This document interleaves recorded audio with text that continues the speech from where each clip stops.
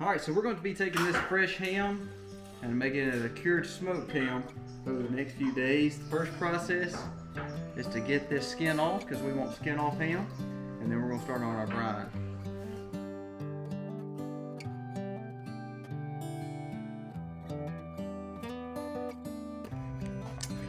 Hey guys, welcome to the Max. What we're going to be doing today is actually we're going to be processing our fresh side and our fresh ham to be making a true sugar cured ham, wet cured out, and then of course our bacons. We have a video on bacon, but you're going to see us doing a little bacon this morning. What we're going to be doing is just basically taking the actual skin layer off. Some fat will come and we'll render that down, and we have a video of rendering pork fat down. But basically we just need to get it off. My kids don't like rind on bacon, and I really don't either. You can leave skin on ham. That's your preference. The only thing about leaving skin on ham is the brine sometimes doesn't get in there really good, especially if you're doing a hanging ham or naturally curing this over months. Sometimes skin on will be very difficult to deal with. So if you are leaving skin on, you need to basically make cuts across your skin so that way that brine can get into the fat and get into the meat. Now, as we said, we are doing a wet cure ham. So when it comes to wet cure, we have a link in the description of actual our recipe, but we are going to be using equal parts sugar and salt. Basically, we're using 3 pounds of each mixed up together, complete equal. We use a dark brown sugar just because the molasses base, it tends to do better. It tends to go into the meat better, has a more of a sweeter molasses taste. It really does well with the salt. We do use a Himalayan organic salt. It's something we've used always. It's better to use a coarse salt on bacon so it won't get in your meat too much. On the ham, it doesn't tend to really matter. And the difference there is because bacon is actually the salt and sugar mixture is dry curing, so you're setting it directly on the meat. Whereas with ham, you're brining it, so it's got a water-based solution that's going to be it's sitting in, so it dilutes a little bit with the water. Also, you can see me filling up water. We usually heat up about 2 to 4 quarts, depending on the size of the ham. In this case, with this big of a ham, I did 4 quarts of water boiling. That helps kind of dissolve the sugar, the salts, and the curing pickling spice all together. Okay, so water is boiling. We are doing the wet cure ham this time. This is not necessarily the way we want to do it. It's got the pink salt in it, and also it's curing out. It's kind of the new conventional way of curing out a ham.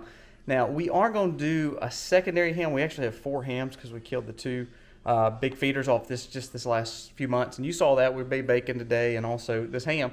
But the main thing is when we get down to fall, we're actually going to do the traditional way of hanging, suspending the ham, and letting it kind of cure out over the next 8 months.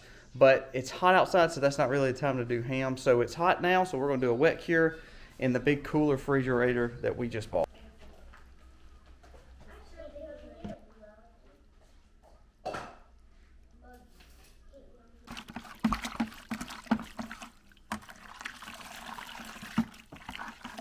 This will brine for 7 to 10 days. You want to brine it basically 2 pounds per day. So if you've got a 7-pound ham, 3.5 days, 4 days will work.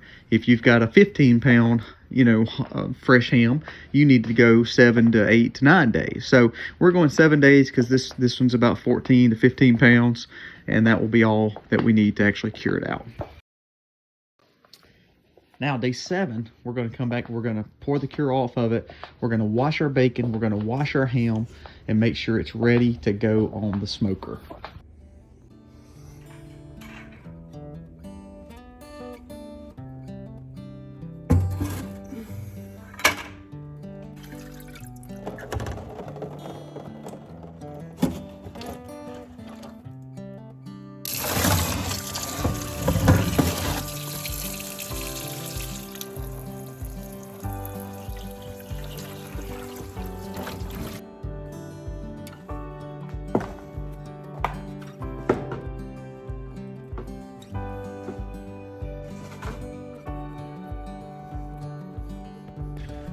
All right, before we start actually smoking the ham and bacons, we gotta light the smoker.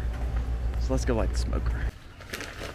It's been chilly the last few mornings, so this is actually, even though I'm kind of done with the chilly weather and the rainy weather and all that stuff, it's actually been probably pretty good for us to be able to smoke today in cooler weather. So it kind of worked out in our favor with this weather. You can see we're walking next to some no-till new beds. We have videos coming up on that, and we have some videos on it. Please go back and watch some of those. They're really good to where if you're trying to make a garden real quick and want to grow food for your family, that's the way to do it. Very, very easy, very, very cost effective, and you can grow just about anything but major root vegetables right there.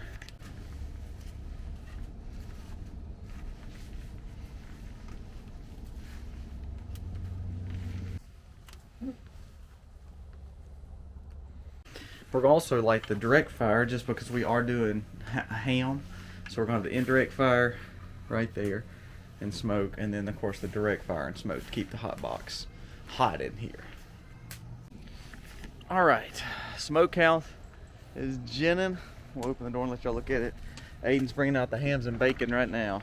Look, woo, starting to come out. So we'll go ahead and put them in there, and that way they'll heat up naturally because they've been basically, if you remember, as you saw this morning, I basically dried them off, put them back, took them out of their wetness and out of the brines, out of the cures, and dried them off, and then put them back in the refrigerator for the time being. So now they'll kind of rise with the temperature of the actual smoker and hot box. Woo-hoo-hoo! Does those bacons look amazing or what?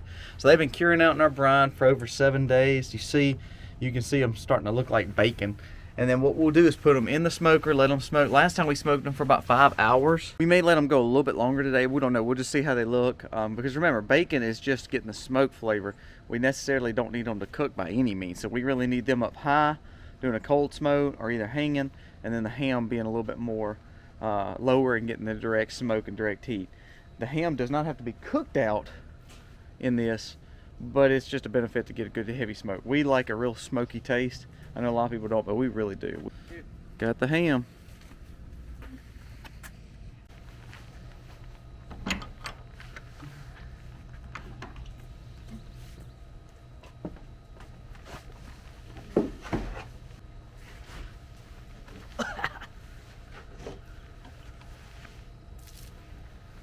All right, so we've got the ham in. Aiden's going to get me the racks for the bacon, and we'll get them on in there too. And just enjoy the day of smelling like a big piece of sausage, because that's about what we do, because we check it so much. But it's starting to really smoke, which is a good thing. It's starting to get a little heat in there. Not too hot yet, so that's good. That'll help that ham and that bacon raise on temperature with the fact of the actual smoker itself. Last time we laid our bacon flat, but this time we're going to hang them just because we've got so much direct heat going to that ham. So we're going to get these bacon up a little bit higher because, again, we need more of a cold smoke and just a smoke flavor on these, because remember, you're not cooking bacon here, you're cooking bacon when you slice it. So we just want to cure it on out, get that good smoke flavor, but we're going to do it this so that way we can get a little bit higher.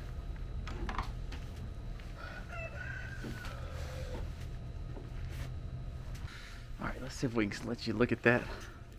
We got some bacon laying down because we didn't have enough hooks, and the others right there. So a lot of times people ask us what wood are we using to smoke with. So we use just a straight wood that's raw, natural, no coated with anything. For the most part, we always have a hardwood base. So something like a white oak, red oak, or any kind of oak that we just find in the woods.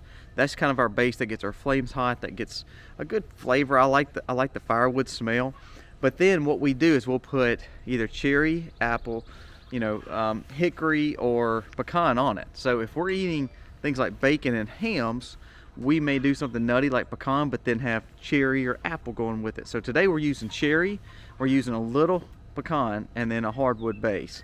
Now if we're doing something like, say we're eating ribs or pulled pork, or we're roasting something like that we're going to barbecue and kind of eat as a barbecued meal, then we may use completely hickory, a little mesquite flavored wood, and then pure hardwood. We wouldn't use it, and even we'll use pecan just about any time, but we're not going to use maybe the sweeter woods such as apple or cherry. All right, let's get you and take you inside. People don't realize how much work it is to cure out meats and to raise your own animals. When you go to Walmart or go to Kmart or Kroger or wherever you buy food, and you literally take 5 minutes to pick out your ham and go put it in the oven and you're done, I didn't even recognize how much work it was to it, because here we are We're on a 7-day brine process. We raised that hog for 12 months. I slaughtered it, took 2 or 3 days to process those hams out, brine it. So we've got a year's worth of growing.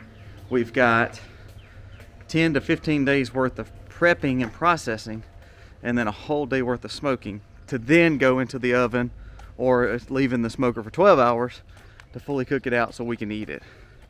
That's a lot of work. People don't realize how much work that is. Now I love it, but that's what makes you thankful, because that ham, I don't want to throw any of that waste away. There's going to be no waste.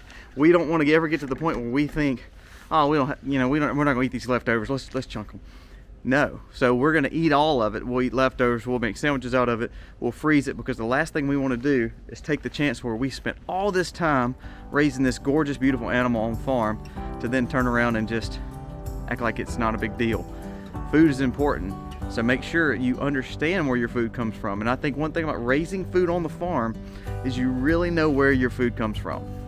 Please, more than anything, if you don't raise your animals, that's okay.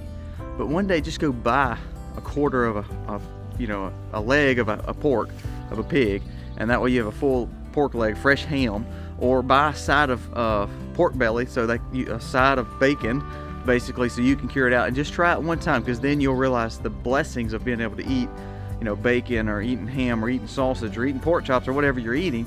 And that makes you say, kids, we're not going to waste this food, because you see how valuable it is, or how much work it took to get from farm to table.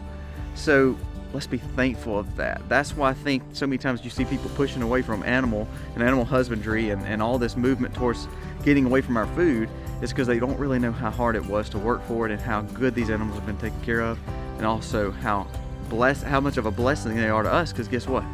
We took care of them, now they're taking care of us. It's a revolving circle that we need to keep going. And as a homesteader, or as a farmer, or as a person who just wants to live more sustainable, we need to understand that and see the value of these animals.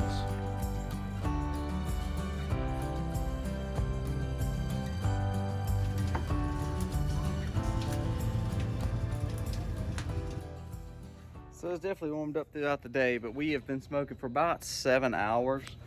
The bacons we're going to go ahead and pull out of here. We're going to leave the hams to keep on going. We've let the fire die out just a tad because it started getting warm in here, and we don't want to cook our bacon. So once we get the bacon out, we'll come back and actually stoke that fire a little bit and get it a little bit hotter to let it go and finish out those hams for about another 2 or 3 hours. We want those hams, as big as they are, they're about 12 to 14 pounds. So we need them cooking for at least about 12 hours. And that way the internal temps can be right around the 155 to 160 mark, I think, is where you really want your hams. Or no, excuse me, 140 to 150. So that we go off our little meter. That way we know what we need.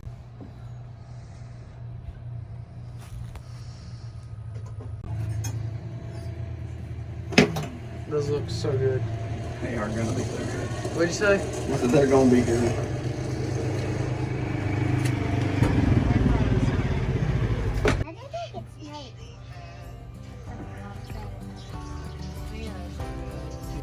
Well, 10 hours later, we've got our ham, and it looks delightful. So we're glad to have it. Let's see. You can see the color from the cure. How the brine just made it pink on up like a true ham. You see the fat looks good and smoked. You see little bits of that cure left on there. Very pleased at what it looks like. Now, let's go eat some.